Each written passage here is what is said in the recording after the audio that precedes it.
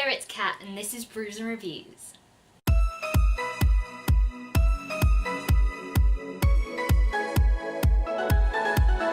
It's been quite a while since I've done a tag video and I'm gonna do this one because I was tagged in it ages ago. Literally tagged in it when these ladies made this tag and I just suck at doing stuff. But I'm doing it now. So, without further ado, here is the Art of Books tags, which was originally created by Megan and Alessandra from Brushing Bookends. Now, this is a duo channel and they are just brilliant and I think you guys should go check them out. If you're missing the duo-ness from this channel, check them out because they're great. So I think this is going to be quite a long one, so I'm just going to get straight into it and I hope you'll forgive me for reading out these questions because they're quite long and my memory is like non-existent. So challenge 1 is coloured pencil layering. In colour pencils, layering tones gradually build up a drawing using several colours. What book had several complex layers to the plot? So for this one I picked Daughter of Smoke and Bone by Laini Taylor because if you've read this book, and I'm not going to go into spoiler territory here, but if you've read this book that you'll know there's 2 separate sections and a lot of history in this book that you then uncover. I really liked how it played out and the different sections and how that all went. I don't really want to explain more about this because it is in the realms of spoiler territory, but definitely this one had quite a complex plot that needed to be unravelled. Question number 2, charcoal, blending. Blending is done to create smooth transitions between darker and lighter areas of a drawing. What is a book where the light and the dark blend to each side? So for this one I actually chose The Girl with All the Gifts by M.R. Carey because I feel like you get the perspective of a certain character in that book. You get Melanie's perspective. You also hear about some of the adults in the novel's perspective as well. While you could say because of one thing, one of them is like evil and because of humanity, the other is good. But I think that this novel makes you question whether you are, what is more human and innocent, because to me a certain character is more innocent than some of the other people who we would say are more human. That's a really hard one to talk about without spoiling it, but my reasons, like a lot of the things that characters have done make them less human and it blends light and dark together completely because you're like, oh, I feel like I should think that you're the one that I want to prevail here, but do I? So yeah, that's my answer for that one. Question 3, pen and ink, crosshatching. Parallel lines drawn at different angles so that the quantity, thickness and spacing of the lines will create the illusion of volume. What is your favourite book series with the most volumes? Guys, you know me! So my favourite book series with the most volumes is the Drenai series by David Gemmell because of course it is. So the Drenai series has 11 books in it. It has all of these, plus this one, plus these 2, which I don't know if you can see or not, but yes. So there are, I think, 11 books in there, and they're all great, and I love them all. And they're just, you know, they're not connected together necessarily chronologically, so you can dip in and out. There are a couple that are like straight sequels from the others, so there's a couple of Waylander books, and there are a couple that just run on, like in a series of events, but they're even a certain amount of years between, probably like a century between each one. So it's pretty good. Like, I say a century, but not necessarily a century. There's at least like 30-40 years between some of them, and that's probably the smallest time frame difference, apart from the Waylander ones, which are chronological. This one's the best. Read this one. Question number 4. Marker. Permanent. Markers are known for their permanent lines. What is a book that is permanently drawn in your mind?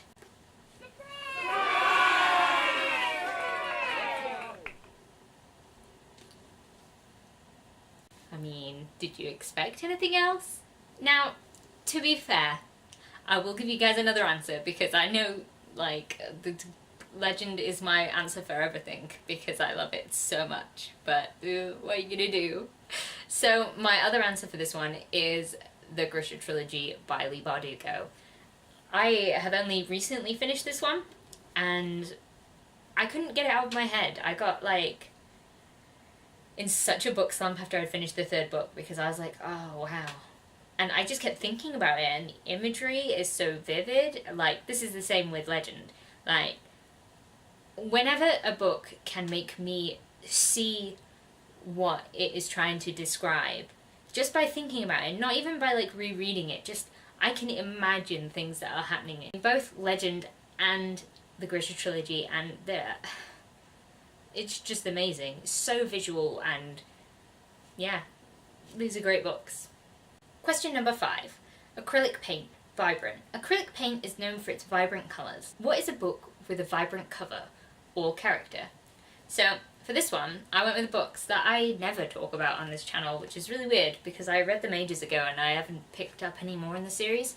And that is Terry Pratchett's Discworld books. Just all of them. I've just picked up 3 of the ones that I have. I've only read 5 of them because I was trying to do it in chronological order, and that strikes me as a really weird thing to do, but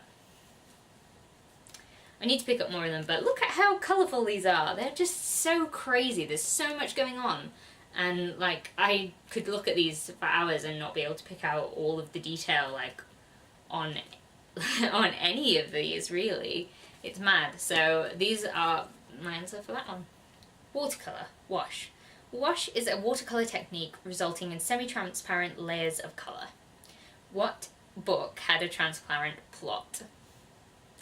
Well, I'm going with The Sword of Shannara by Terry Brooks because it was Lord of the Rings. Like, you start reading it and you're like, oh, this is vaguely like Lord of the Rings, and then it just becomes more and more like Lord of the Rings, and you're just thinking, I'm just reading Lord of the Rings, like, I know what's going to happen. It's just less interesting because it's not Lord of the Rings, but it's trying to be.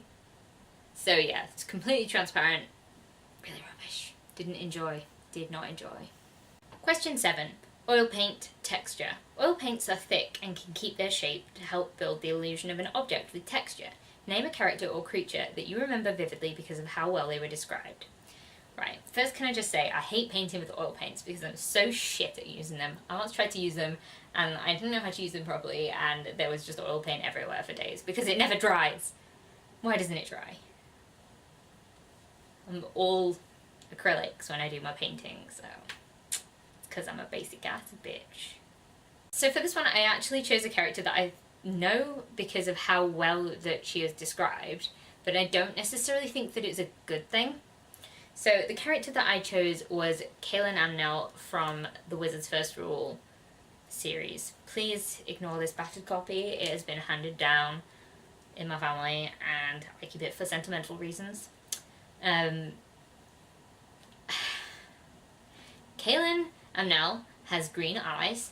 She wears a white dress. She has long brown hair. How do I know this? Because it's repeated every other chapter. It's like her green eyes stared him down. Her long brown hair. That white dress that she wore. I get that those things are important, right? But you don't need to tell me about it every chapter. That's why I know exactly what she looks like, because it tells you about it all the time. Question 8. Digital paintings. New Age media. New Age style of art media. What is your favourite new release book? So for this one, I'm going to go with a ebook that I read. I actually read it as an ARC from NetGalley, and that is The Book of M by Peng Shepherd. I feel like you guys are going to hear me talk about this book a lot because I kind of fell in love with it. It's a book about people losing their shadows and their memories. The two things seem to be interlinked, and there's magic and crazy shit that happens, and it's so heartbreaking, so diverse. Like, I don't think any of the main characters are white. There's 2 Iranian women in it, there's a Chinese American guy, a black American woman. They're the main 4 characters, I would say. Well, 3 and 1 extra. But they're the main characters in it, and they're just so brilliant. There's gay rep, which was cute as well. Yeah, So I just really enjoyed this book. It had everything that I wanted, and it was such an intriguing post-apocalypse because of seeing all the things that happened and the different journeys that people went on. Like, I just want to read it again. I'm actually going to have to buy it as a physical book because I want it on my shelves and I want to be able to go, this one, read this one. And like, I can't just wave my phone at people because they'll think I'm crazy. If you're waving a book at them, that's slightly less crazy, right? Question 9. Canvas. Blank canvas. Nothing better than a blank canvas to start drawing out your ideas. What book had the best original ideas? So I had a long think about this one, and I think a lot of books have original ideas, and I think a lot of the ones that I like don't. So I'm just going to pick The Final Empire by Brandon Sanderson because I think that allomancy, like the magic system used in this book, is like amazing. How the hell did he come up with that? It's so cool. It's to do with people absorbing metals into their system, and they basically can do a certain thing. So if you can absorb like lead, you can do a certain thing with that. I don't really remember. It's been a while since I've read this one. I need to reread it. But yeah, I just think it's brilliant, and I like the idea of it. Also, I love Kelsier, because who doesn't love Kelsier? Who doesn't? Yeah, so this one, very original ideas, and I really, really enjoyed it. Question 10. Paper. Scrap paper. Sometimes you have to scrap a drawing and start anew. What book should have been scrapped and reworked? Winter Song by S.J. Jones. I love Labyrinth. This is supposed to be a Labyrinth retelling. It wasn't a very good Labyrinth retelling. I didn't enjoy it at all. And anyone who knows me knows that there is no way that I would not enjoy a Labyrinth retelling unless it was actually shit. Because I read Labyrinth fanfiction for a large part of my teenage years, so I've read some shit stuff, and this was worse. So, yeah, not enjoy. Very much not enjoy. It just needed to be... I'm not trying to say it needs to be more like Labyrinth, because that's not at all what it needed. It needed a lot of other things done to it, like, you know, characterization and, you know, plot. But...